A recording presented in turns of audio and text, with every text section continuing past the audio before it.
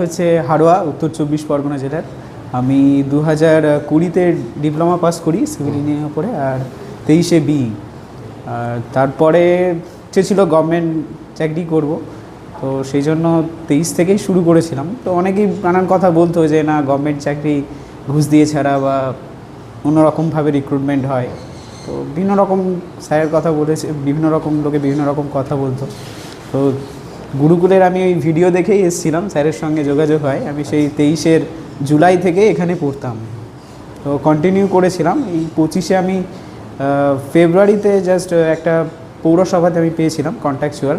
তো তারপরের থেকে আমি একটু মাঝে মাঝে আসতাম, কোনো দিন আসতাম না, একটু রবিবারেও আমার ডিউটি থাকতো। তো পুরো কন্টিনিউ করেছিলাম। তো তোমরাও পড়ো, তোমাদেরও হবে। স্যার তো আছেন, সুরজিৎ স্যার পুরো দারুণ পড়ায়।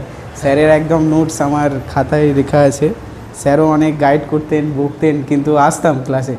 স্যার পড়া করে আসেনি তো কী আছে, তাও চলে আসতাম। তবে যাক, এটা বলার সঙ্গে সঙ্গে আমি বলবো সুজিতবাবুকে বলবো, সুজিতবাবু আমাদের রাহুলকে আমাদের উত্তরীয় দিয়ে, গ্রুপের উত্তরীয় দিয়ে একটু বরণ করে নেওয়া হচ্ছে। যাক, ঠিক আছে ঠিক আছে। বলো এবার কিভাবে ক্লাসগুলো হয়েছিল, কীরকম পরীক্ষা ছিল, কত নম্বর কী ছিল, ডিটেলসটা একটু বলো এদেরকে। হ্যাঁ, আমাদের ওই ল্যাব অ্যাসিস্ট্যান্টের এক্সামটা হয়েছিল পুরোটাই মানে নন টেকনিক্যালে, ম্যাথ, রিজনিং এগুলোই ছিল। তো আমি শনিবারে যে গুরুকুলের ব্যাচটা ছিল ওখানে কন্টিনিউ যেতাম, মানে টেকনিক্যালের পাশাপাশি নন টেকও পড়তাম। আর স্যার মোটামুটি যেগুলো রিজনিং